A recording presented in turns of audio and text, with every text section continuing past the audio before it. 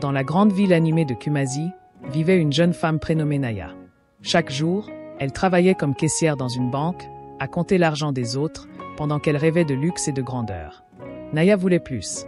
Elle rêvait de robes de créateurs, de sacs brillants, de villas et de voitures qui font tourner les têtes.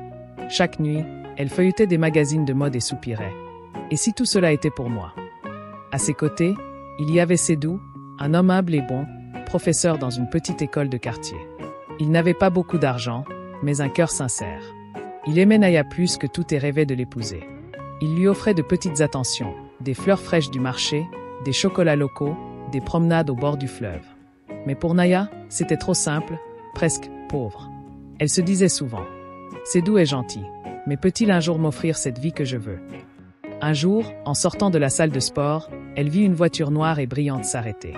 Un homme élégant, parfumé, vêtu d'un costume digne d'un prince, en descendit.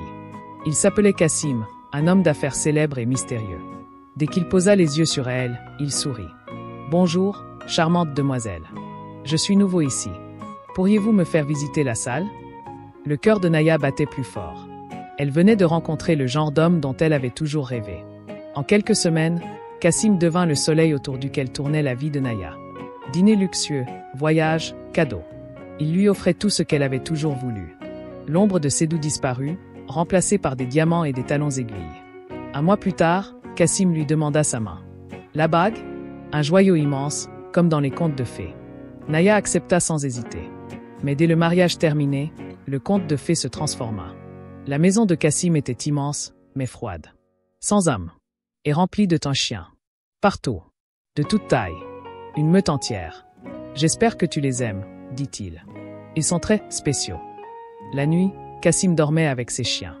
Naya, seule dans sa chambre, sentait une étrange distance. Puis un soir, elle surprit Kassim au téléphone. Oui, c'est fait. Le mariage va renforcer le pouvoir des chiens. Ma richesse va doubler. Elle resta figée. Ce n'était pas un mariage d'amour. C'était un rituel. Elle n'était qu'un outil. Elle voulait fuir. Mais comment? Elle n'avait plus de travail.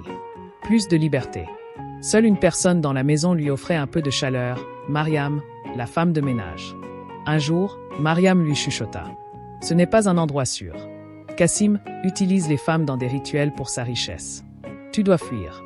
Prie. Et je t'aiderai. Cette nuit-là, Naya pria pour la première fois depuis longtemps. Elle demanda pardon et du courage. Le plan fut simple, le lendemain, Kassim serait absent. Mariam appellerait un taxi. La porte de derrière serait ouverte. Le soir venu, tremblante, Naya courut vers sa liberté. Elle monta dans le taxi, le cœur battant. Où allons-nous, madame? Rue des Manguiers, chez mes parents. Ses parents furent choqués. Au début, ils ne la crurent pas.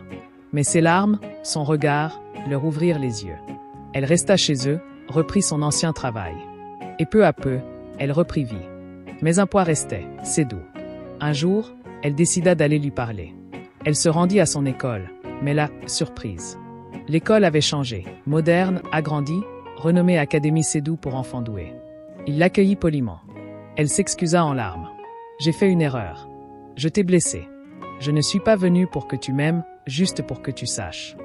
Sédou, devenu un homme accompli, répondit avec douceur. Ce n'est jamais trop tard pour changer. Tu as eu le courage de revenir. D'ailleurs, on cherche quelqu'un pour gérer les finances de l'école. Es-tu libre? Naya accepta avec gratitude. Aujourd'hui, elle ne vit pas dans une villa. Elle vit avec ses parents, mais avec fierté.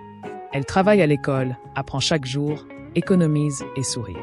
Elle ne cherche plus l'amour parfait, ni la richesse brillante. Elle cherche la paix. Et un soir, en passant devant la salle de sport où tout avait commencé, elle s'arrêta, sourit, puis continua son chemin. Elle avait grandi. Elle avait trouvé ce que l'argent ne pouvait jamais acheter, sa valeur, sa paix, sa vérité. La plus grande richesse, ce n'est pas ce qu'on possède. C'est ce qu'on devient. Si cette histoire t'a inspiré, abonne-toi, laisse un like et partage-la. La vie est pleine de choix, choisis toujours ce qui nourrit ton âme, pas seulement ton apparence.